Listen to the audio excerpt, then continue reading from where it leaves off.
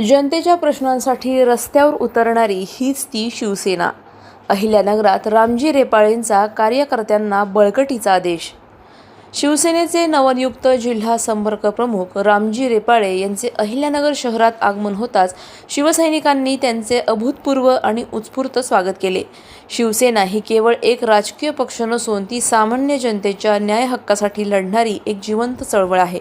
त्यामुळे आगामी काळात संघटनात्मक बांधणी अधिक बळकट करा असे रोखठोक आवाहन रेपाळे यांनी यावेळी कार्यकर्त्यांना केले। रेपाळे यांच्या स्वागतासाठी शहरातील प्रमुख चौकांमध्ये भगवे ध्वज, फटाक्यांची आतिषबाजी आणि ढोल ताशांच्या गजरात शिवसैनिकांनी मोठी गर्दी केली होती। या शक्ती प्रदर्शनातून शिवसेनेने अहिल्यानगर शहरात आपली पकड पुन्हा एकदा सिद्ध केली आहे। या कार्यक्रमाला जिल्हाप्रमुख अनिल शिंदे, शहर प्रमुख संभाजी कदम, शहर प्रमुख दिलीप सातपुते, शहर प्रमुख सचिन जाधव, नगरसेवक बाळासाहेब बोराटे, नगरसेवक गणेश कवडे, संजय शेंडगे, दत्ता जाधव, श्याम आप्पा नळकांडे, नगरसेवक नवनाथ कातोरे यांच्यासह माजी महापौर सुरेखा कदम, सुवर्णा जाधव, संदीप दातरंगे, सचिन शिंदे, रणजित परदेशी, विकी लोखंडे, आनंदराव शेळके, चेतन शिरसूल, काका शेळके, ओंकार सातपुते यासह शेकडो शिवसैनिक उपस्थित होते। रेपाळे यांच्या या दौऱ्यामुळे स्थानिक कार्यकर्त्यांमध्ये नवा उत्साह संचारला असून आगामी निवडणुकांच्या पार्श्वभूमीवर शिवसेनेने शहरात शड्डू ठोकल्याचे चित्र दिसत आहे।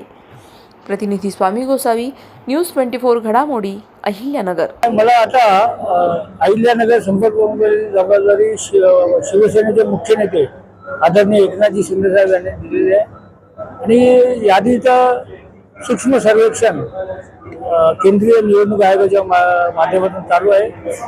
त्याचा एक भाग म्हणून कार्यकर्त्यांना भेटायचं होतं, संवाद करायचा होता आणि काही निर्देशही द्यायचे होते। त्यासाठी आज ही तातडीची बैठक आयोजित केली होती आणि आमचा संवाद झालेला आहे आणि शिवसेना पक्ष अहिल्यानगरमध्ये कसा वाढवूया त्या संदर्भात ही बैठक होती आणि बैठक चांगल्या पद्धतीने पार पडली।